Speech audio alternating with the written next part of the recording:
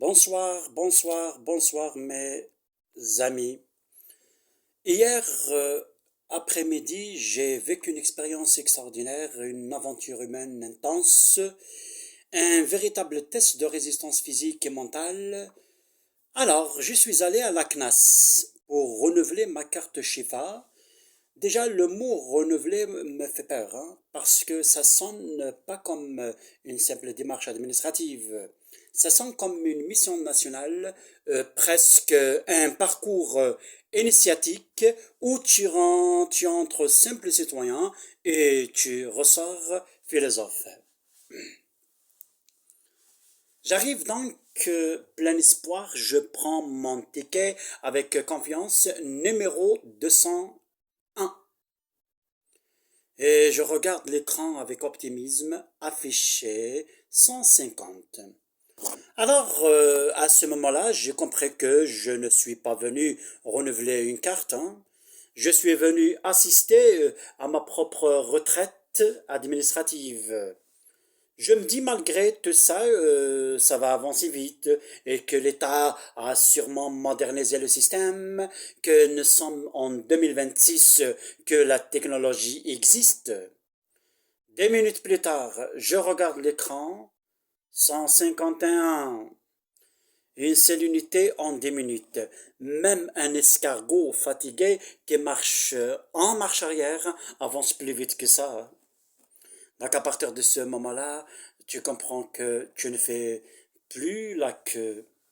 Tu construis une relation durable avec la chaise, tu crées un lien affectif avec la salle d'attente, tu commences à reconnaître les visages autour de toi sans t'en rendre compte. Vous formez une communauté, presque une famille unie par la souffrance administrative. À ma droite, un monsieur donnait des conseils médicaux à tout le monde alors qu'il n'était ni médecin, ni pharmacien, mais selon lui, l'huile d'olive soigne tout, hein. La grippe, le stress, la chute des cheveux, les problèmes administratifs et peut-être même la lenteur de la CNAS. À ma gauche, un autre monsieur expliquait à chaque nouvelle arrivant quel papier il fallait préparer, combien de photocopies, ou signer, ou respirer, comment survivre. Et j'ai réalisé que même les gens qui ne travaillent pas à la CNAS travaillent quand même à la CNAS. Il y avait aussi cet homme extraordinaire qui surveillait l'écran plus sérieusement qu'un gardien surveille un coffre-fort.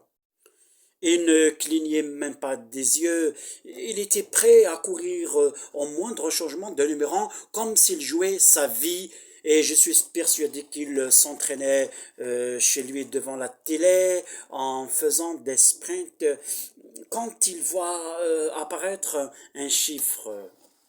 Puis, il y a ce silence impressionnant dans la salle. Un silence religieux interrompu seulement par la voix robotique qui annonce Blam, numéro 151, guichet 3. Et tout le monde lève la tête en même temps comme si on annonçait les résultats du bac, hein. Même ceux dont le numéro est très loin ressentent une petite émotion. Même le numéro 152 commence à transpirer. Mais je me pose une question vraiment sérieuse. Pourquoi ça avance aussi lentement? Est-ce qu'il y a un déficit de fonctionnaires? Ou bien tous les travailleurs du pays ont décidé de tomber malades le même jour? Je me suis imaginé la scène au guichet. Pourquoi vous demandez un congé de maladie?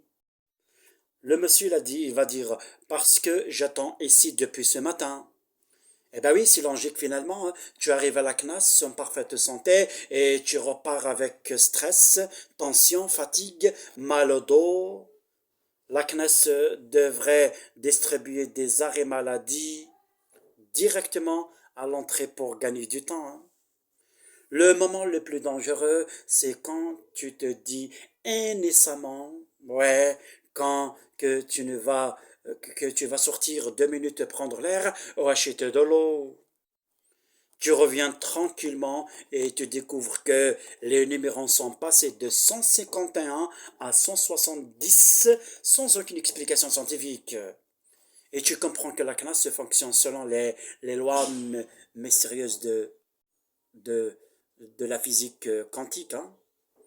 Les numéros avancent seulement quand tu n'es pas présent pour les voir. Et le temps lui-même change de dimension. Ah bah oui, dans cet endroit, 1 minute à la CNAS équivaut à 1 heure dans la vie normale.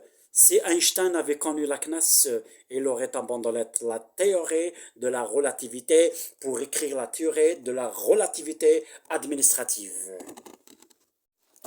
Après des heures d'attente, ton numéro commence enfin à se rapprocher et ton comportement change complètement.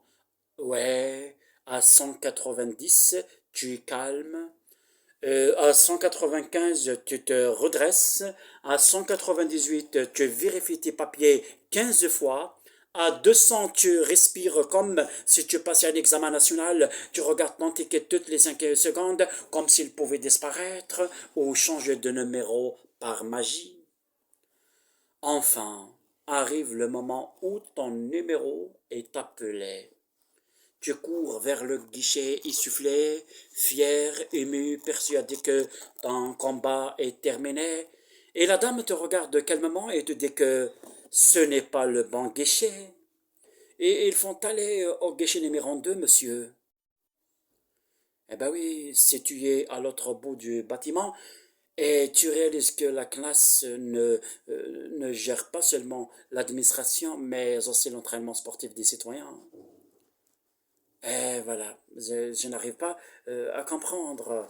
Et quand tu arrives finalement devant l'agent, tu présentes ton dossier avec fierté, soigneusement préparé, classé, organisé, presque décoré. Hein. Et là, tu entends la phrase mystique, comment dirais-je, mythique, voilà. La phrase légendaire, la phrase qui détruit des générations entières. Il manque un papier. Pardon? Il manque un papier. Ah bon?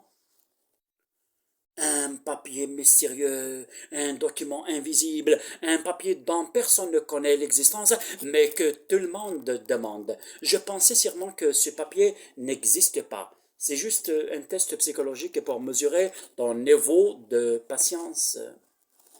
Et bien sûr, on te demande la photocopie. Toujours la photocopie. Même si tu as l'original, même si tu montres l'original, même si l'original est authentique, signé, certifié, tamponné, l'original est important, mais la photocopie est sacrée. Tu pars alors chercher une photocopieuse située à l'autre bout du quartier. Tu marches sous le soleil, tu fais la queue encore une fois, tu reviens fier avec ta photocopie et bien sûr ton numéro est déjà passé. Pendant ce temps, dans la salle d'attente, les conversations deviennent plus profondes. Avec 2 heures, les gens racontent toute leur vie, leurs maladies, leurs voisins, leurs problèmes familiaux, leurs projets, leurs regrets. À la fin, tu connais mieux la vie des inconnus autour de toi que celle de ta propre famille. La CNAS devient un réseau social, mais un réseau social basé sur la souffrance collective. À un certain moment, tu atteins un état spirituel supérieur. Tu ressens plus, comment dirais-je, plus la fatigue ni la colère. Tu regardes le plafond et tu réfléchis à la vie, à ton existence, à tes choix. Tu te demandes pourquoi tu es né, pourquoi tu es venu aujourd'hui, pourquoi l'humanité existe. La CNAS transforme les citoyens ordinaires en philosophes, comme vient de le dire maintenant. Et quand finalement tu sors du bâtiment, après cette longue épreuve, tu vois la lumière du soleil différemment, tu respires profondément, tu te sens comme un prisonnier libéré. Tu regardes les gens qui marchent tranquillement dehors et tu veux les prévenir, leur dire de profiter de leur liberté, ne jamais prendre un ticket sans préparation, sans nourriture, sans eau, sans tente et sans comment dirais-je, Saint-Coran. Finalement, j'ai compris que quelque chose de très important. Eh ben oui, la CNAS ne renouvelle pas seulement la carte Shifa. Exactement, elle renouvelle ta patience. Elle renforce, je sais pas moi, ton mental. Elle développe ton endurance. Oh, entre simples citoyens, on sort véritable guerrier administratif. En réalité, toute cette histoire m'a fait réfléchir à la relation très étrange, presque mystique, je sais pas moi, qu'il y a entre la carte Shifa, la pharmacie et la CNAS. Ce n'est pas une relation normale, hein. Eh ben oui, c'est un triangle administratif, une histoire d'amour compliqué, un véritable feuilleton turc, voilà. Parce que la carte Shifa, ce n'est pas juste une carte, hein. De toute façon, c'est un personnage, voilà. Donc, elle a une personnalité, elle a des humeurs. Parfois, elle fonctionne, parfois elle ne fonctionne plus. Parfois, elle décide de toute seule qu'aujourd'hui, elle est en congé. Tu arrives à la pharmacie, confiant, tu donnes ta carte Shifa comme un VIP qui présente sa carte bancaire et le pharmacien l'insère tranquillement dans la machine avec beaucoup de sérieux. La machine réfléchit. Ah ouais, elle prend son temps, normal. Elle médite. Et finalement, elle affiche un message toujours mystérieux. Carte non reconnue. Non reconnue. Mais moi-même, je me reconnais à peine le matin. Ça ne veut pas dire que je n'existe pas. Le pharmacien te regarde alors avec un air philosophique et te dit calmement, il faut voir avec la CNAS, ce n'est pas avec moi. Alors toujours la CNAS. La CNAS est comme un parent strict, hein. Quand il y a un problème, tout le monde t'envoie chez elle. Et tu retournes donc à la CNAS pour régler le problème de la carte Shifa.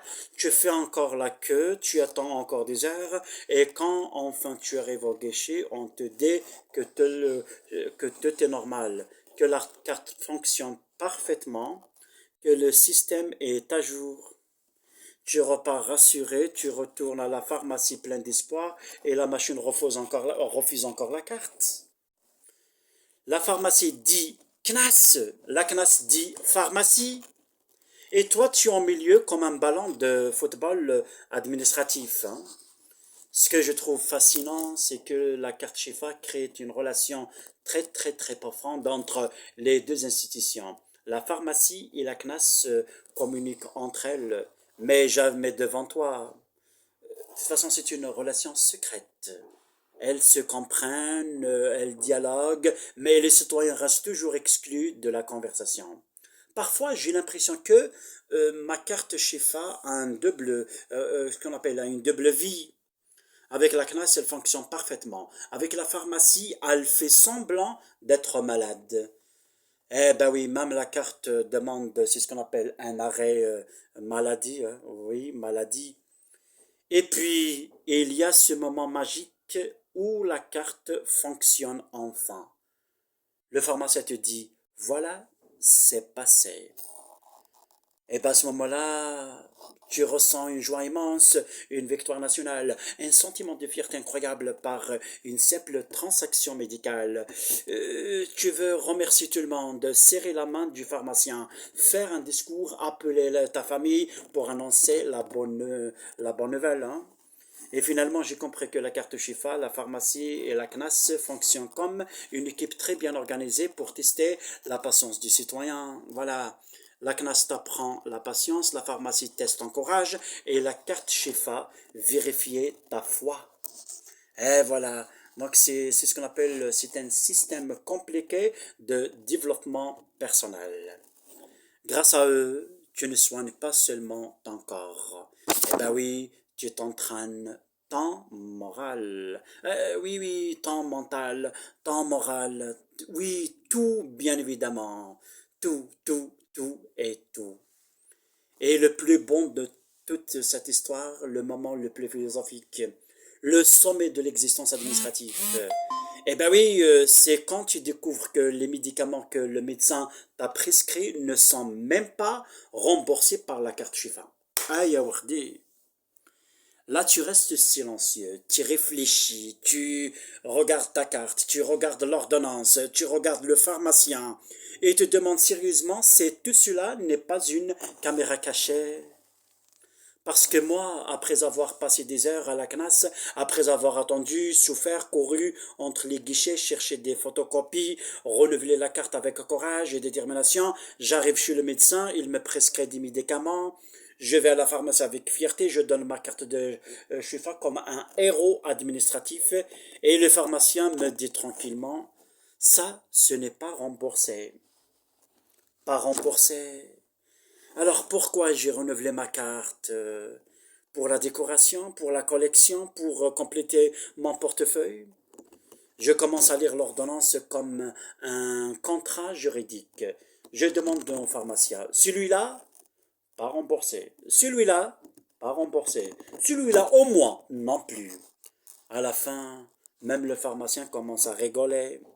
La carte Chifa ne rembourse rien, sauf peut-être l'air que je respire. Et je me pose une question logique. Le médecin et la carte Chifa vivent-ils sur la même planète? Oui, parce que le médecin prescrit des médicaments très modernes, très efficaces, très chers, et la carte Chifa, elle, rembourse seulement les médicaments qui existaient à l'époque de nos grands-parents. Je suis sûr que si tu demandes un remède traditionnel, une tisane ou bien l'huile d'olive, et là, ça passe directement.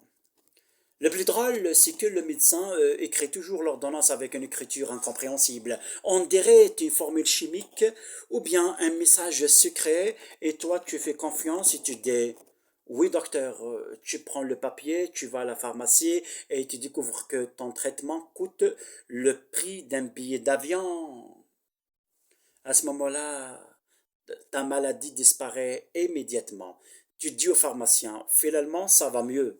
C'était juste un petit rhume psychologique, monsieur. Hein. Et là, tu réalises quelque chose de très profond. La carte Chifa ne soigne pas seulement les maladies, elle t'apprend également l'économie. Grâce à elle, tu réfléchis avant de tomber malade. Tu choisis tes symptômes selon ton budget. Tu éternues une fois, tu attends. Deux fois, tu réfléchis. Trois fois, tu compares les prix. Franchement, mes amis, après cette expérience, j'ai compris comment dirais-je, j'ai renouvelé ma carte Chifa, surtout pour le plaisir moral, pour la satisfaction personnelle, pour le sentiment d'exister dans le système administratif mais pas, comment dirais-je, pour les médicaments. C'est comme un abonnement à la salle de sport. Tu payes, tu as la carte et comment dirais-je, tu n'en profites jamais.